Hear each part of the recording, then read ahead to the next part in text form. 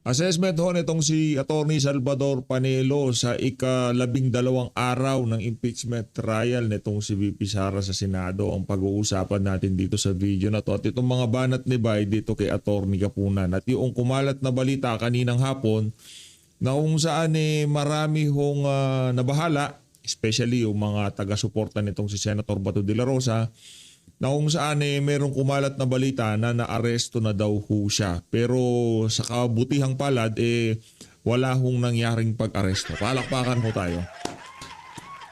Meron pa naman na post yung mga Talyanista at Ensaymada. Ipinost na ho nila yung jet, yung aeroplanong ginamit sa pagkidnap kay dating Pangulong Rodrigo Duterte, na kung saan meron hong caption na, bakit may jet? May i-deliver bang parcel? Talagang itong mga Talyanista sa imada na to. Sa bagay, enjoy nyo na yan.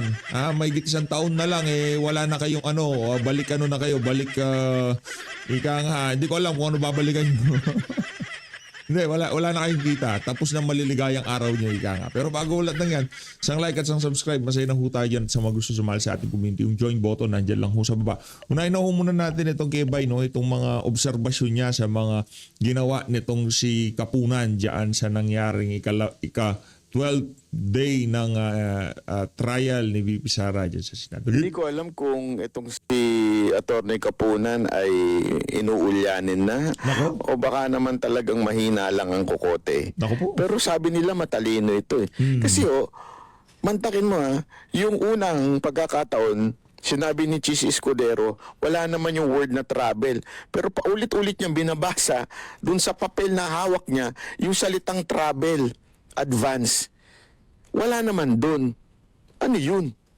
Pangalawa, ang description niya nitong irregular sa Tagalog daw ay kaduda-duda. Ang kaduda-duda is suspicious. Paano naging irregular ay kaduda-duda? Ang irregular ay hindi pangkaraniwan sa Tagalog. Talagang ewan ko kung propagandista ba ito o talagang mahina lang ang kokote o baka naman talagang dala ng pagiging ulyanin at katandaan niya. Hindi naman siguro. Dahil ang dami ko namang kilalang matatanda na matalas naman ang isip. Pero bakit siya ganun? Ewan ko. Kaya tuloy napapahiya yung mga witness nila Dahil ganyan ang kanilang abogado. Mantakin mo Pati yung witness sabihan niya na, "Uy, huwag ka muna magsalita." Ano yun? Te, wala ka sa palengke. Te, wala ka sa palengke. Nasa impeachment court ka. Hindi mo sasabihan ng ganun. Hindi para mong sinasabi sa tao na tinuturuan niyo yung witness. Hindi ganun ang witness. Ang witness ay sinasabi niya kung ano yung naranasan niya, nakita niya, at yung may kaalaman siya. Hindi siya tinuturuan ng prosecution. Doon sa, "Uy, huwag ka muna magsalita." Tinuturuan niyo Anong tawag mo dun? Ay nako, Attorney Kapunan, sablay na sablay ka dito. Sayang naman yung integrity mo. Naku po. Sa tagal ng panahon na ikaw ay naging abogado. Tinatawag ka pa man din kagalang-galang pero mukhang sumasablay ka na ng todo. Kawawa ka naman.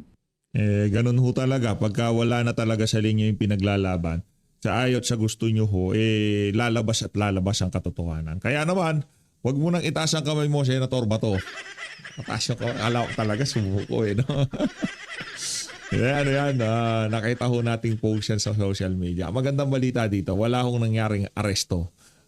Hindi ko alam kung ano yung ibig sabihin. Maging ako na ano rin ako na nagulat din ho ako dyan sa post na yan itong si Attorney Jimmy Bondok.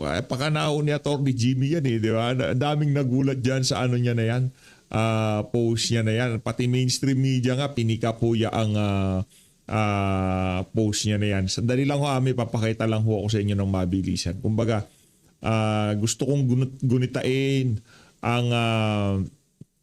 ang isa sa mga legacy nitong si dating Pangulong Rodrigo Duterte. Palakpakan ho muna natin, August 3. Tapos na ho, kahapon ko nakita to pero hindi ko ho na-post. Pasensya na ho.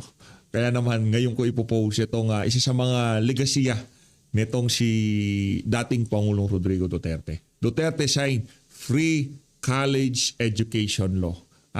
August 3, 2017, pinirmahan ho nitong si dating Pangulong Rodrigo Duterte yung batas na kung saan libre na mag-aral sa kolehiyo. Hindi ko kaya bamakin yan Ginawa, pinanukalaya ang free tertiary education na yan, panahon ni Gloria, panahon ni Erap, panahon ng tito niya si Ninoy Aquino at naipasa lang ho yan. Kasi pagka natapos ang isang kongreso, hindi naipasa yung isang di ba? Pagkakalam ko gano'n yun, kailangan na anuhin na naman, balikan na naman yan. Pero tanging administrasyon ni Rodrigo Duterte ang nagpasa sa free tertiary education. Ito, former President Rodrigo Duterte signed Republic Act number 10931 or the Universal Access to Quality Tertiary Education Act granting free tuition and other school fees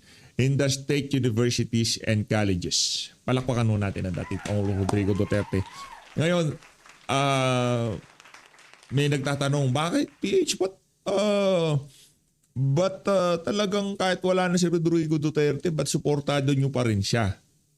Kasi nung panahon niya ho, doon nagkaroon ng kumbaga parehas na playing field sa pagitan ng mga mahihirap at mayayaman. Kumbaga, nung panahon na yon tayo pantay-pantay talaga. Diba? Yung mga, yung mga sigang kriminal noon, tapos takot tayo sa mga kriminal, sila siga nung panahon ni Panot at ngayong mga panahon na to, nung panahon ni Digong, yung playing field nagkapareha, yung mga siga-sigaan na kriminal, hindi na tayo natatakot dahil alam natin ang ating pambansang kapulisan noong mga panahon na yon nakabackup para sa mga ordinaryong Pilipino. Diba?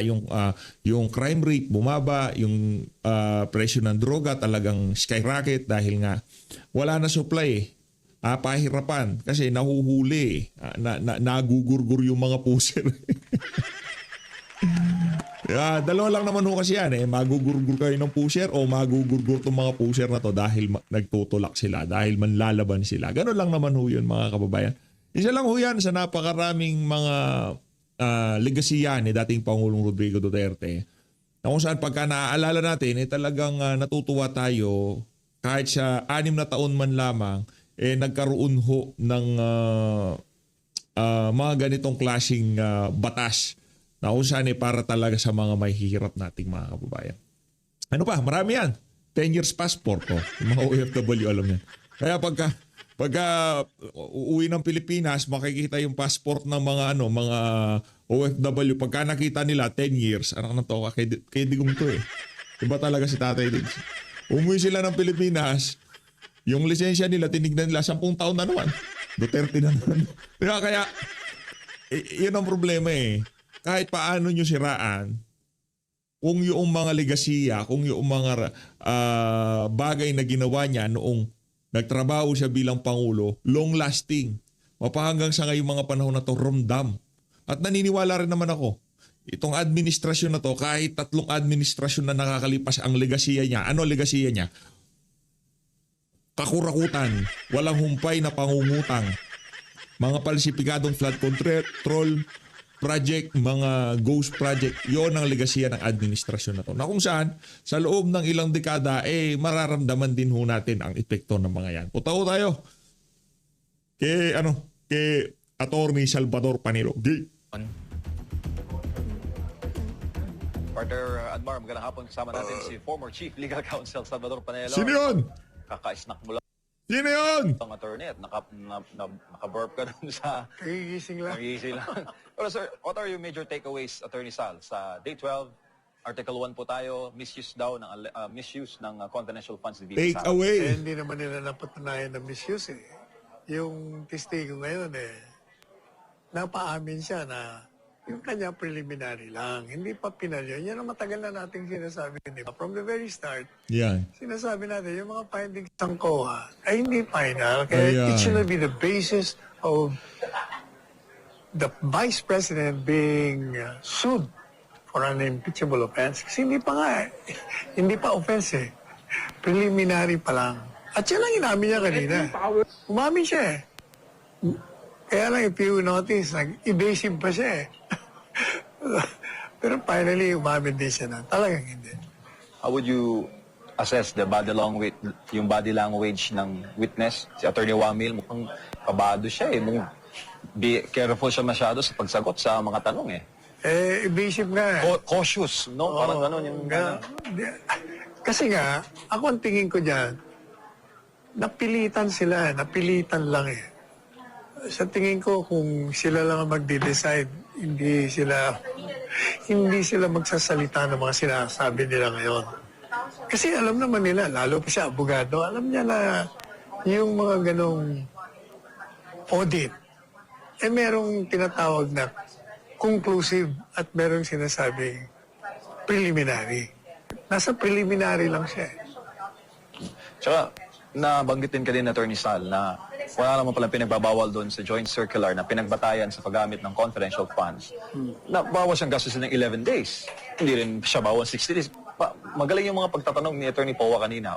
What are your thoughts about it, sir? Tama yun. Saka alam mo, di ba kahapon, yung cash advance, di ba sinabi ko, hindi porkit yung cash advance mo within a particular period, pag hindi mo ginastos yun, hindi mo magagastos. Kasi ang intention ng confidential funds, mayroong purpose yun. So whether you spend that within a prescribed period, hindi pa illegal yun, irregular. What is important is, ginastos mo yun for the purpose intended for that particular fund. Tsaka kinisyon din kanina kung may mga ebidensya ba daw ang DepEd na naging matagumpay yung pondo sa confidential funds para sa sinasabing anti-insurgency efforts. Pinadidetalye doon sa report. Ano masasabi mo, Hindi sir? po pwede yun eh. Gaya nga ng isang circular ng 1992 sila sabi, delikado yung mga hinihingian mo, like for instance, mga resibo. Delikado rin yung mga sinasabi mo kung anong ginagawa mo. Kasi, confidential nga ito eh. Ang purpose po kasi ng confidential funds, you're going to use the money of the government to destroy the enemies of the state. So kung sasabihin mo, ilalabas mo yan, paano mo pa masisira? Malalaman na ng kalaban mo kung anong pamamaraan mo. Ayun yun eh. Sir, ipasasampi na daw ng prosecution si Mary Grace Piatos. Alam natin, Mary Grace Piatos, na unang sinabi ng retired military officers na totoong alias lang yun, pseudonym lang yun, para ikubli ang tunay na identity ng espiya o asset na binayaran ng OVP to get information. Ngayon, ipasasampi na daw po nila. Anong masasabi mo doon, sir? Ipalilitaw nila dito sa Senate Impeachment Court. Ibig sabihin, yung kabila, magpapalabas ng isang fake na piatos. Fake na nga yung talagang taong yon, gagawa sila ng fake para kunyari yun ang totoo. Sir, Gawa-gawa lang lahat yan. Attorney, patuloy ang panawagan ng prosecution na mag-appear daw ng personal si VP Sara para personal daw na sagutin yung katanungan po ng prosekusyon. Ano pong masasabi mo doon, Attorney Sal? Paano naman mapapatin mo yun? Ngayon lang yung Article 4, hindi nila naprubahan. Yung Article 1, crumbling na naman siya, gumuguho na. Anong reason para humarap? Maliban pa sa hindi siya kailangan, hindi requirement. Kaya nga pinagpapalagay na inosente. Ikaw nag-aakusa, di prubahan mo. Sir, ano po ang mensahe niyo sa taong bayan? Day 12 na po tayo ng impeachment at ito ba ay nakakatulong sa pagresolba sa problema ng taong bayan? Kagutuman, ekonomiya, krimen, korupsyon at iligal na droga. Hindi, nakakatulong sa paninira, hindi Sara. Hindi ito natutugunan yung mga pangunahing suliranin ng bayan, ang kawalan ng bahay, kawalan ng edukasyon, kawalan ng mga gamot, ospital, sa kalusugan, kawalan ng infrastructure. Marami yung problema ng bayan, pero they're concentrating on destroying Vice President Inday Sara. Doon lang sila nakapokus eh. Kaya nga bagsak ko ang rating nila. Pero si Inday Sara, umakyat na umakyat. Doon lang dapat, makikita mo na mali ang kanilang ginagawang pagtahak ng landas laban kay Inday Sara. Maraming salamat po, sir, sa inyo pong assessment. Thank you. Ng SMNI. Opo, ano po ang masasabi niyo po dito po sa ikalabindalawang araw ng impeachment trial? Ano po yung napulot po ninyo sa magkabilang panig po dito sa pagpresenta o sa ipresentang witness po mula COA? Nagulat ako sa isang sinabi ng witness ng COA na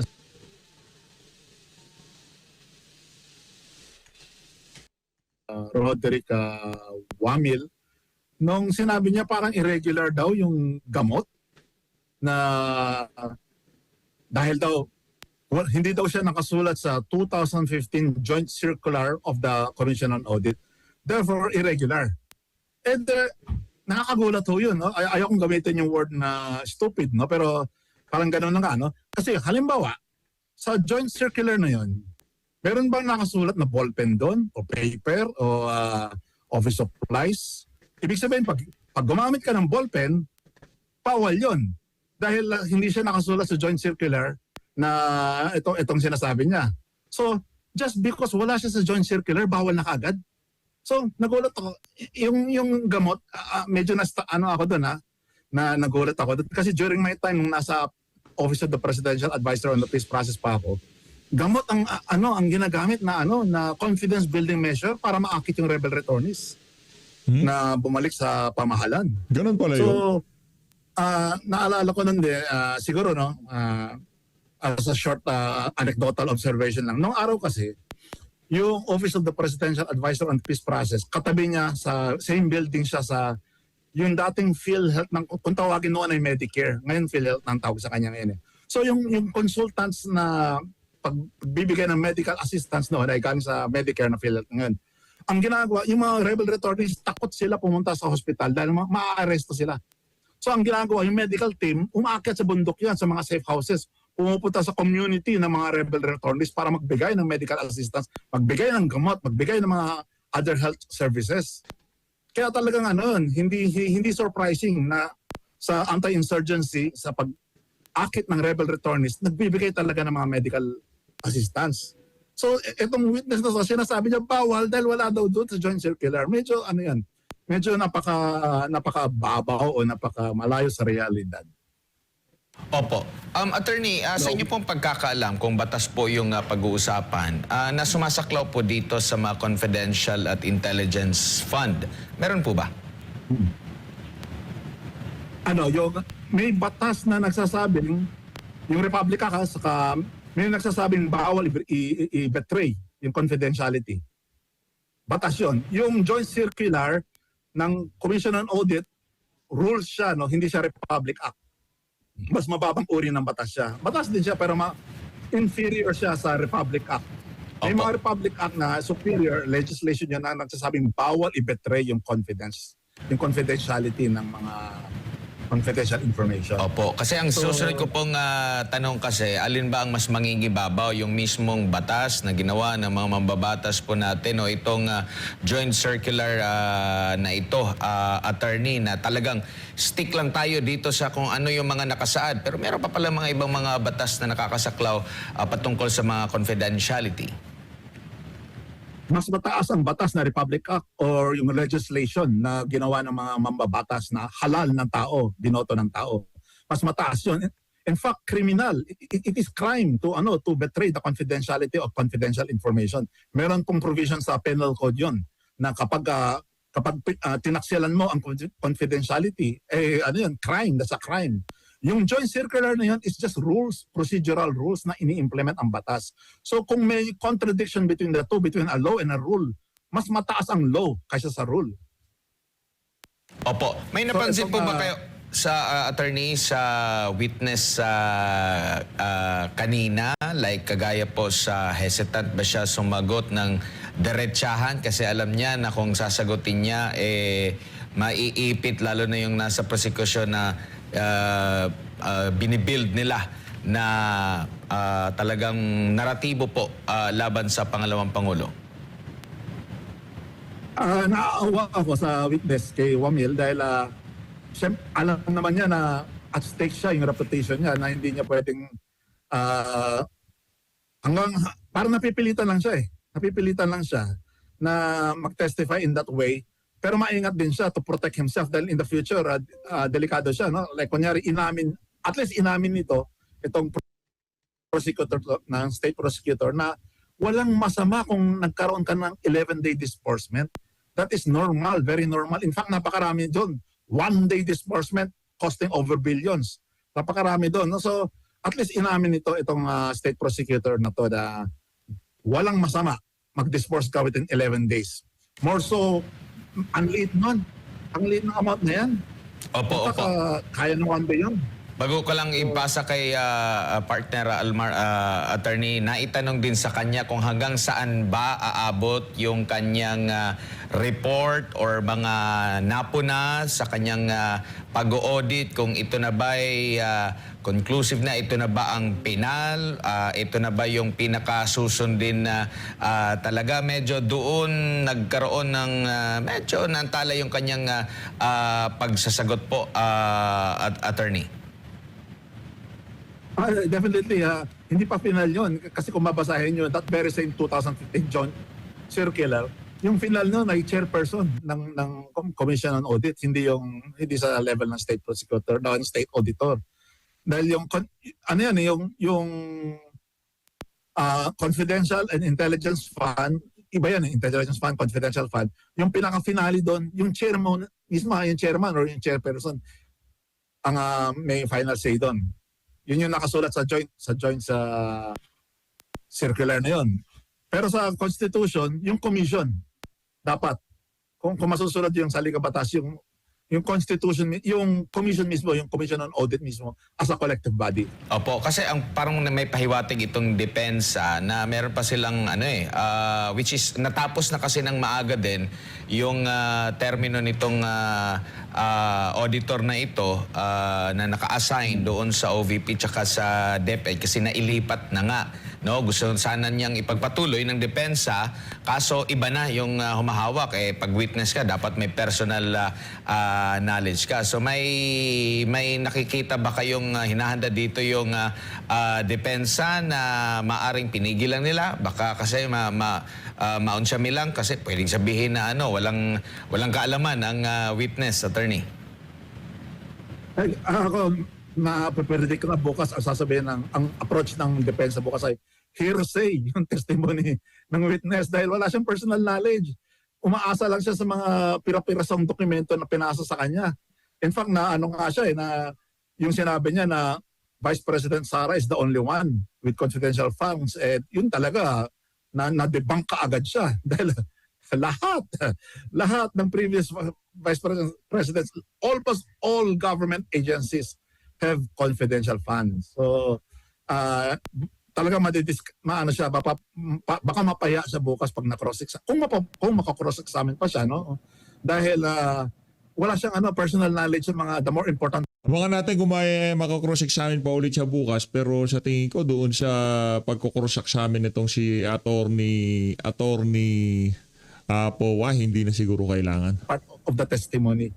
Doon lang siya may personal knowledge sa dokumentong nakarating sa lamesa niya. Other than that, wala na. Attorney, magandang hapon, si Almar po ito. Yung kanina po, yung naging taktika ng prosekusyon na yung term na scam, kasi before, yun ang gustong ipa-strike din ng defense, pero yun nga, nabanggit na ng prosekusyon, narinig na ng karamihan. Itong taktika na to ng prosekusyon, matatawag pa natin ito na desperadong galaw para maging headline ng mainstream media. Yes, desperadong galaw. Soundbites na lang habol nila dahil nag-crumble Soundbites, na yung legal arguments ng prosecution. So, they are Nag-crumble resorting na. to dirty tactics such as, yun nga, soundbites na lang habol nila para baka sakaling kumagat yung masang hindi nakakaunawa. Pero sa kabuuan, wala namang na-scam, attorney. Base sa narinig po ninyo na paglalatag po ng mga ebidensya ngayon sa kasalukuyang nangyayari o sa nangyaring trial kanina, attorney.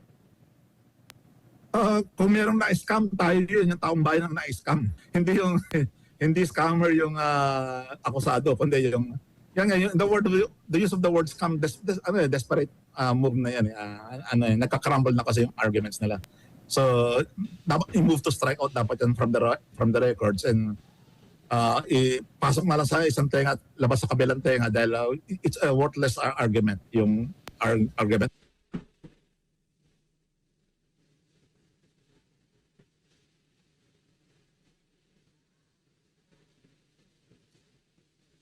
About scam. Alam natin, attorney, yung mga lawyers may sinusunod na tinatawag na legal ethics. Kasi na-mention ko kasi kanina isa din sa parang naging highlights yung tila pinigilan ni attorney ng prosekusyon yung witness at sinabi na, "Huy, don't answer," parang ganun. Sa tingin po ni sir, naaayon pa ito sa legal ethics po, sir, ng mga lawyer pagdating po dito sa trial po?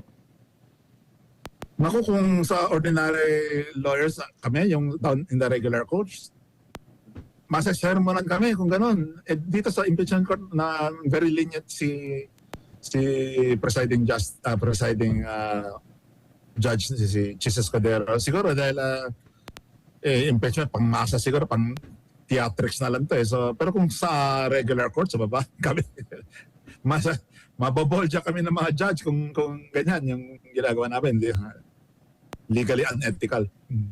So ibig sabihin parang naging maluwag po yung presiding officer po dito, sir. Opo, naging maluwag siya. Pinabayaan na lang. Tapos Yun yung yung talagang estratehiya nitong si Bacolao. Ganyan talaga sila sa Kung prosecution. itong si Attorney Kapunan ay Ay, si Bayan nagsalita. gusto din ng prosekusyon na parang ilantad, ipaharap sa publiko yung Mary Grace Piatos. Sa tingin po ninyo, sir, kapag ka nangyari ito, ano po yung mga magiging resulta po nito, sir? Una, wala maniniwala na siya si Mary Grace Piatos dahil yung tunay na informant ay hindi i-reveal yung identity niyon. Kahit ano pang tumbling gawin nila, hindi i-reveal dahil mamamatay yun, papatayin yun. In fact, may namatay na nga. May mga records tayo na ako mismo, I am a witness to that na noong na-betray nung pinagtaksilan yung confidentiality ng identity ni Leopoldo Mabilangan alias Ka Hector. Tinan mo, within just a week, inambush siya kaagad in broad daylight. So, ako mismo, I can testify on that dahil I was the custodian of the confidential information. Nung tinorn over ko sa next team, yun, nagkaroon na ng problema doon, nagkaroon ng leak. At saka napatay yung informant because na-reveal yung identity ng alias. So, yung Mary Grace Piatos, hindi yan lalabas dahil mamamatay siya kung na-reveal yung identity niya. Sir, last na lang on my part kasi kanina yung pinaka-last, nag-object si Lead Defense Counsel Sheila Sison sa pag-mark sa umano'y affidavit ng self-confessed na hitman na si Arturo Las Cañas para gamitin sa impeachment trial ni Vice President Sara Duterte. At sinabi niya na hindi ito permado at gusto niya ding ipatanggal sa marking ng evidence po, sir. Opo, nagtataka nga din nga ako bakit nakalusot yun eh. Hindi siya permado, hindi siya notarized, hindi kumbaga yung affidavit na yan, kinokontra niyang sarili niyang earlier affidavit. Kung siya talaga, hindi siya kumarap.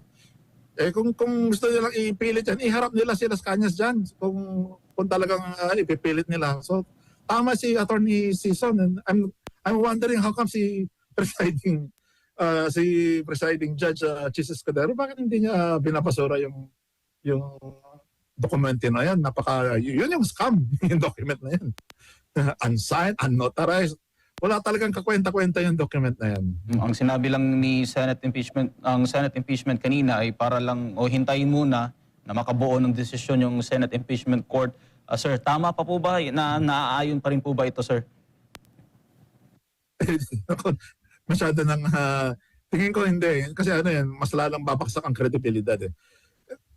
Gawin na lang siguro, i-strike out muna, tapos mag-appeal yung prosecution. At yun ang itatakel ng Senate as a body, yung appeal ng prosecution. Pero yung hayaan mo dyan, dapat i-strike out muna. Strike out muna that document. And then, whoever appeals from that decision of the Senate, of the impeachment court, doon na lang itatalakay yung in a more comprehensive session.